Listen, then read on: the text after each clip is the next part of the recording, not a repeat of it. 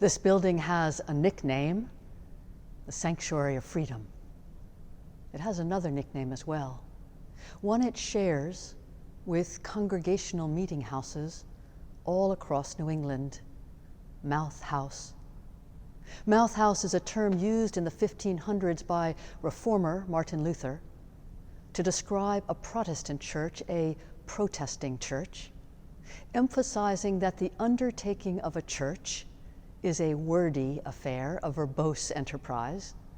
Among other things, for Protestants, a church is a gathering and releasing of voices, a gathering and airing of ideas, of experiences, of perspectives. We are a people of debate and deliberation, all in the service of discerning how best to serve and represent God. Well, in striking contrast to what transpired in protesting meeting houses like this, Roman Catholic and Anglican churches were orderly, compliant, muted, a feat easily accomplished when a church privileges and elevates a single voice, a male priestly voice above all others. Can you see the contrast?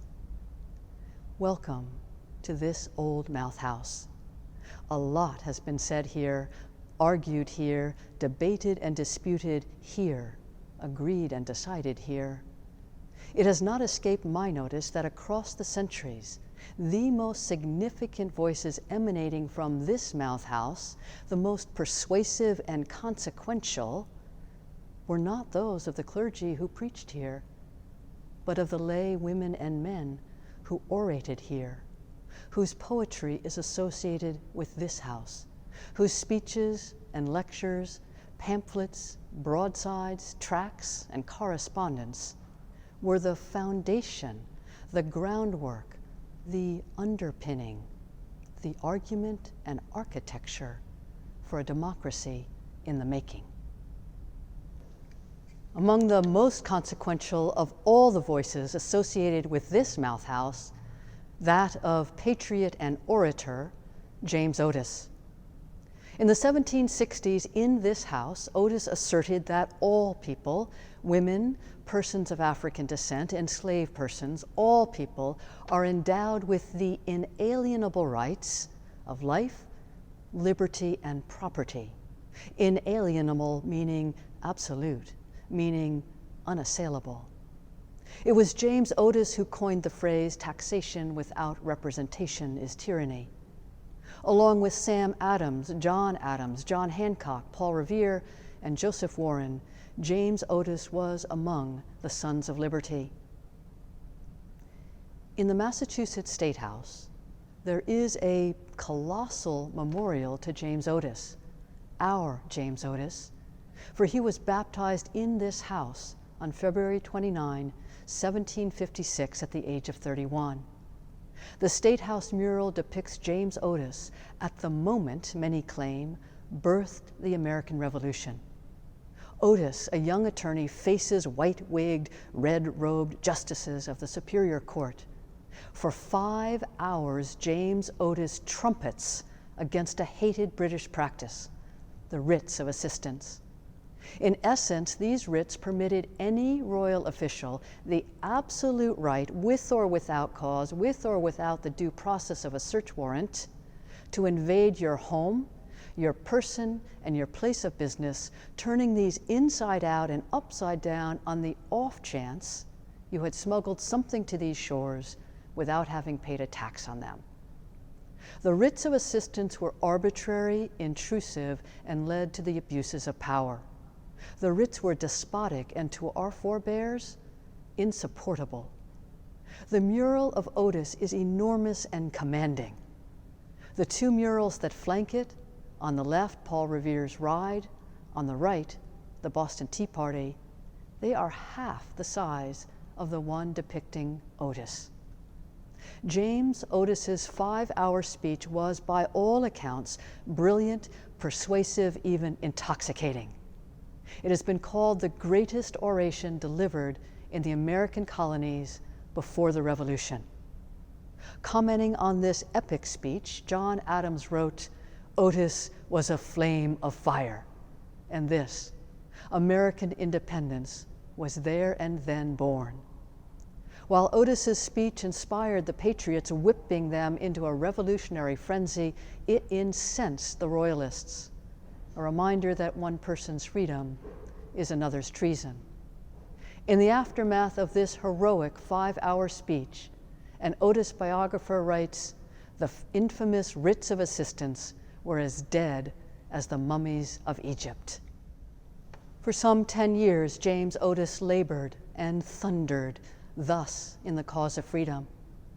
He was a leader in opposition to the Stamp Act, to the tax on tea, to the imposition of royal troops armed and menacing in the streets of Boston. So committed was he to the cause that he gave up his work as an attorney, and he renounced all recreation for the duration. It was Otis more even than Sam Adams who threw himself into the fray. But it was all too much.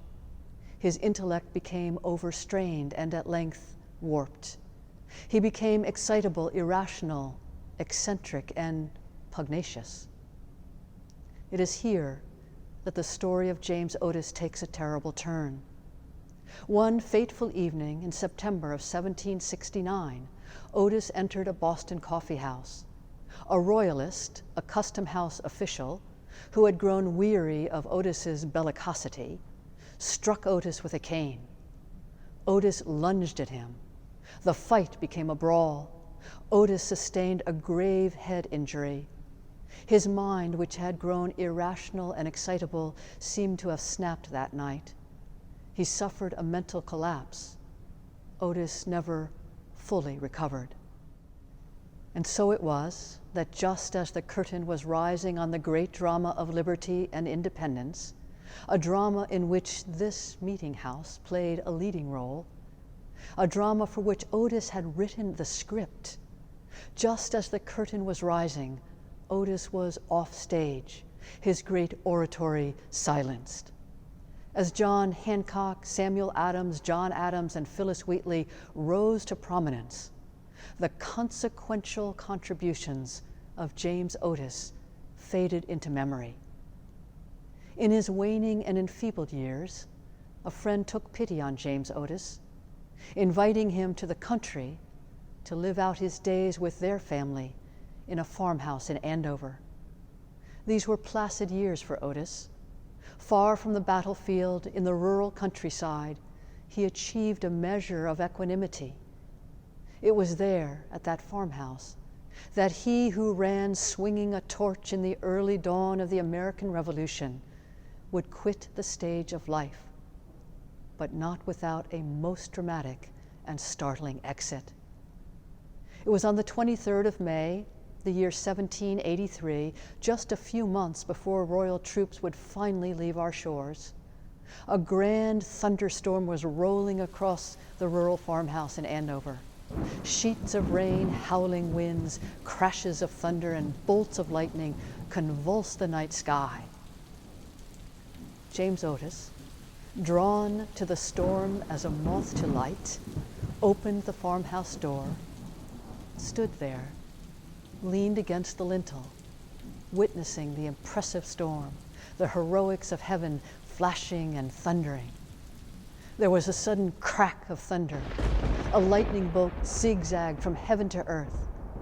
It made a direct hit on the body of James Otis. Instantly he died. Yet there was not a mark found on his body. Yet his facial expression in death was serene.